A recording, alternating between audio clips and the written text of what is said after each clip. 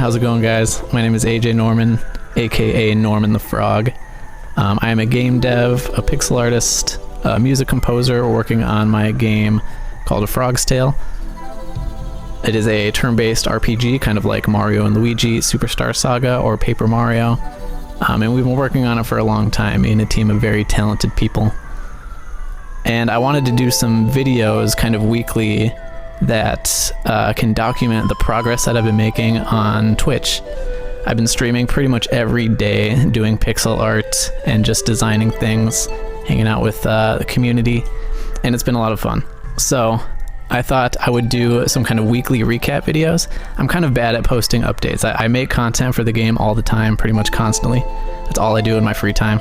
But when it comes to updating people about the progress of the game, the best way to do that is to tune into my Twitch channel, which is at twitch.tv/Norman the Frog. It's actually not, that's my Twitter handle. But my Twitch handle is Norman the Frog. So anyway, let's take a look at some of the things that we did on stream this week. So this is the Progress Update Twitch Weekly Recap. So the first big thing that we did this week was some huge upgrades to my stream. I don't know if you noticed these little frogs kind of walking around at the bottom of this video, but those are viewers and chatters in my stream real time, kind of represented by a little frog. You can choose the color of the frog. You can choose to be a turtle if you want. And then for now we have 3 basic pieces of gear that you can equip. I'm trying to provide a better viewing experience for my audience and trying to keep them engaged. We can play little games and have a battle royale. So everybody that was just chatting and pogging gets dropped in by the airplane and we'll fight till the death.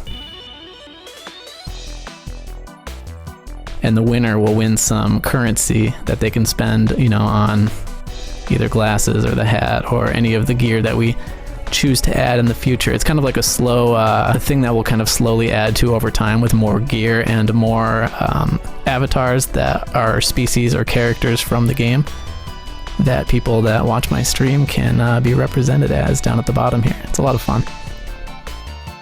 Oh my goodness. So that was the first thing we got done this week. Huge upgrade to the stream experience for the viewers. Quite proud of my little stream avatars, my frogs down there, and my turtles. Next thing, I spent a lot of time this week kind of experimenting with the overworld in our game and doing some viz dev there. So we spent a lot of time just in Sprite this week, kind of designing locations and seeing what the scale of the overworld is that we want to achieve. So we started with the frog village. It's called Caro Caro Pond. And I started over here doing like a one-to-one representation of what the village looks like in our current demo build. This is all of the buildings that are in the demo build and the exact layout of the village, including all these minor elevation changes. And when we zoomed out on the map, it was just way too big of an area. So I tried again, made everything a little bit smaller, a little bit more condensed. Fewer buildings, fewer landmarks, but kept it to the more important ones. And you can see our frog down here for scale. This was still a little bit too large, so then we tried again and shrank it down even further to the final version, which I really quite like. We still get the bridges happening here. We get the major landmarks, and it is very nice. To expand on that, we did a lot of work doing some areas outside of the frog village. A major thing was getting these mountain assets in. I tried really hard to make some mountains by myself and then decided to just purchase some and edit them to kind of fit our art style, and I ended up not really succeeding on that front. So I ended up redoing all the mountains completely, making them simpler, less detail, and colors that kind of fit our world a lot better. Like I said, we started doing some of the locations outside of the frog village. We have a lake over here, the sacred forest maze, and the frog puzzle here, and then even further expanded, we have the temple up here, the giant mushroom. We did some tiles for these elevated ridge platforms with diagonal angles, right angles. So that was a lot of fun. I quite enjoy making tile sets, making everything kind of seamless and working together. So that was a huge part of the week. I would say a majority of the week was spent designing overworld assets, figuring out the scale, and just slowly building out our first continent here. starting with the first area and then just kind of expanding outwards in all directions. We kind of have an overview of what we want the whole first continent to look like, so I'm doing my best to stick to that loosely, get as many landmarks in there. The goal of doing all of this overworld design this week was mainly for our upcoming Kickstarter campaign that we've been preparing for. There's a lot of things that we don't have playable in our demo at the moment that we want to show off in our Kickstarter trailer and how it's going to work.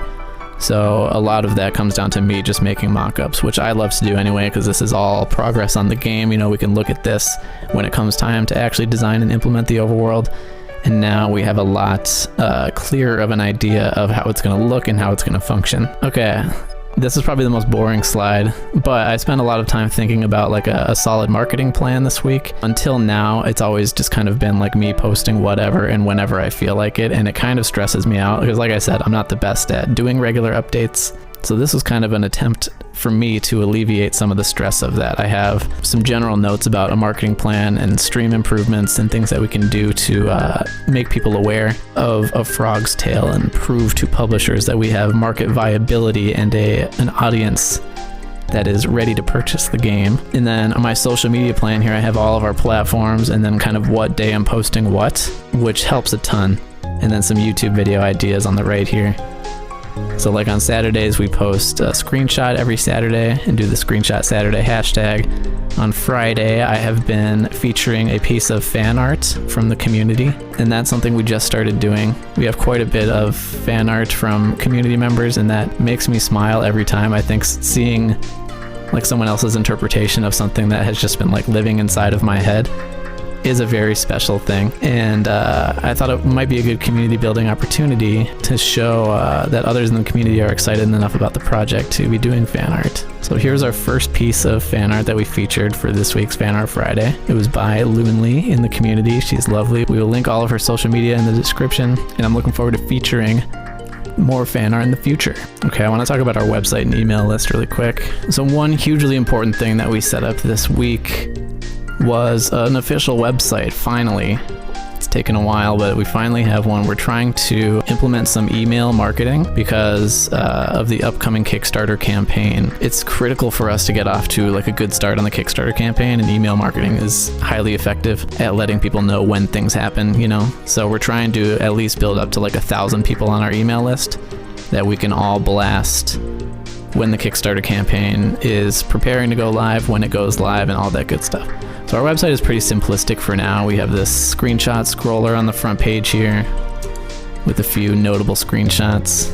And then if we scroll down, you can wish lists on Steam or sign up for the newsletter right here on the front page. And if you look on the top of the page, those are the exact same links as well as a contact. Here's our Steam page. Please add us to your wish list. It helps a ton. That's another way that we can show publishers that there's a lot of interest in our game. Links for that will be in the description, or you can just go to afrogstalegame.com. Also, please sign up for our newsletter. Very important. So one thing that's super cool about the newsletter and why you're going to want to sign up is that newsletter subscribers are the first people that are going to be able to play our demo that we've been working on for the last year. No one has been able to play it yet, so if you want to have a chance to play it in the near future, please sign up for our email list. And then if you just want to send us any questions, if you are a publisher and feel like publishing our game, that would be sweet. Contact us here. Another thing I wanted to show off in our Kickstarter trailer that is attached to the overworld is traveling by ship between continents. So I spent a lot of time designing the large version of the ship and the small version of the ship, both of them, so that we can show off the fact that some scenes will take place on the ship, some cutscenes and story moments between the characters, and also a zoomed out shot showing the player controlling the boat in the overworld perspective. So I wanted to show off some animations that we made. We have the flag waving up here, the sails full of wind, and then Black Boots over here controlling the helm. And then I spent a lot of time working on the rotation, 16 frames, and all the different angles for the tiny ship so that controlling it on the overworld is nice and smooth. The last thing we worked on last night, was thinking about how underwater and swimming and diving might work if we're able to include that in the game. So I had a kind of idea that I wanted to explore where it was like the water is very opaque when you're looking at it from the surface perspective, and then when you jump into the water, the surface kind of darkens and it kind of reveals this whole other area that you didn't really know existed until you jumped in there. So you can see here we have a chest hidden down there, some seaweed vegetation that is unique to the underwater areas, some craters letting out some bubbles.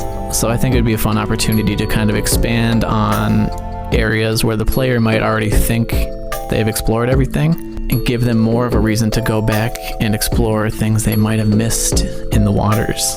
So that about does it. I'm going to try to do these every week. We've been making a ton of progress and there's still a lot we have to do to get ready for the Kickstarter campaign. Please follow me on Twitter, on Instagram, subscribe to this YouTube channel, follow me on Twitch, add us to your wish list on Steam, sign up for our email list if you want to get a chance to play our demo before anybody else. Thank you guys for watching and looking forward to doing another update video next week. Bye.